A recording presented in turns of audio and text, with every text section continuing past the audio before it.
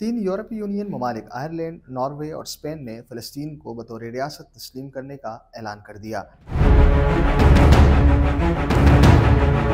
तीनों ममालिक के सरबराहान ने कहा है कि 28 मई को बाज़ाब्ता तौर पर फ़लस्तीन को रियासत के तौर पर तस्लीम कर दिया जाएगा। नॉर्वे के वज़ीर-ए-आज़म जॉनस गेहर ने कहा है कि दो रियासती हल के बगैर मशरिक़ वस्ता में अमन कायम नहीं हो सकता। Det en investering i den eneste løsningen som kan gi varig fred i Midtøsten. Og det en sterk oppfordring til andre land om å gjøre दो रियासती हल अब तक इसराइल के मफाद का हिस्सा था। नॉर्वे की जानिब से ऐलान के बाद आयरलैंड के वज़ीर-ए-आज़म सिमन हैरिस ने भी प्रेस कॉन्फ्रेंस करते हुए कहा कि तीनों ममालिक ने फ़लस्तीन को तस्लीम करने का ऐलान किया है।